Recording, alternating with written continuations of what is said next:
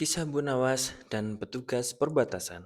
Setiap orang di negeri Irak, mulai dari anak-anak hingga dewasa mengenal siapa Abu Nawas. Seperti kali ini, desa merasa keheranan karena Abu Nawas setiap minggu tampak melakukan perjalanan dari desanya ke desa tetangga. Dan desa itu sudah masuk dalam wilayah kerajaan lain.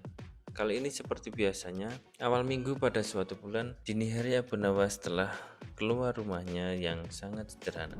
Di samping rumah sederhana tersebut terdapat kandang kuda yang penghuninya kerap berganti-ganti. Padahal dini hari itu Abu Nawas bersiap-siap melakukan perjalanan menuju desa tetangga. Sambil menunggang kuda, Abu Nawas melakukan perjalanan menuju desa tetangga sambil menunggang kuda. Keesokan harinya, biasanya dia akan pulang ke desanya di negeri Irak sambil membawa banyak barang. Tentu saja kebiasaan Abu Nawas ini menimbulkan pertanyaan bagi Pak Hamid, salah satu tetangganya.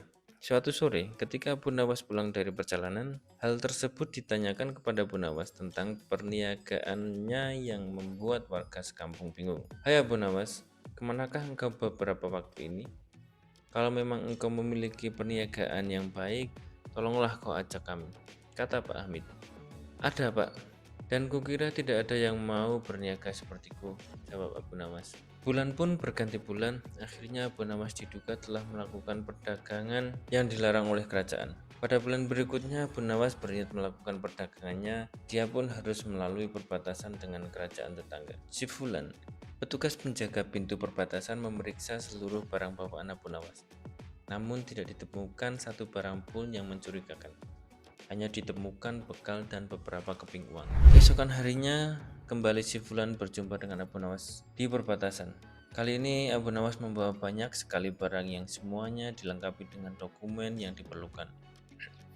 Si Fulan tidak dapat membuktikan perihal dugaan perdagangan Abu Nawas yang terlarang. Bahkan karena seringnya mereka bertemu, hubungan keduanya semakin akrab hingga akhirnya si Fulan dipindahkan dari tempat kerjanya. Pada suatu hari, keduanya bertemu kembali di suatu kesempatan yang tidak terduga.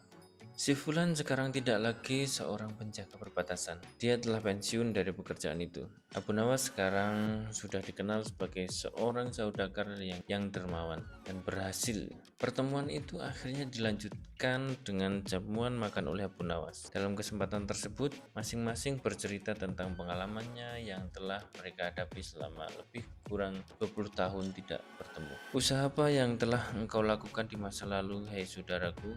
Karena aku mengetahui kau tak membawa cukup uang. Tapi ketika engkau pulang, tak hanya keperluan makanan, barang lainnya pun kau bawa. Setelah pulang dari perdagangan yang tidak sampai sehari semalam engkau lakukan itu, tanya si Fulan kepada Abu Nawas. Mendengar hal tersebut, Abu Nawas pun tertawa sambil mengingat kembali kebiasaan masa mudanya. Sebenarnya sangat mudah, saudaraku, untuk mencari bukti tak perlu harus memeriksa semua barang bawaanku seperti yang engkau ketahui bahwa aku senantiasa pergi dengan mengendarai kuda.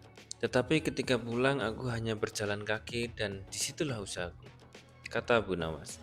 Mendengar penjelasan Abu Nawas, akhirnya si Fulan mengerti bahwa di masa lalu itu Abu Nawas menjual kuda-kudanya di negeri tetangga dan pulangnya dia tukarkan dengan barang-barang lainnya. Sekian. Terima kasih.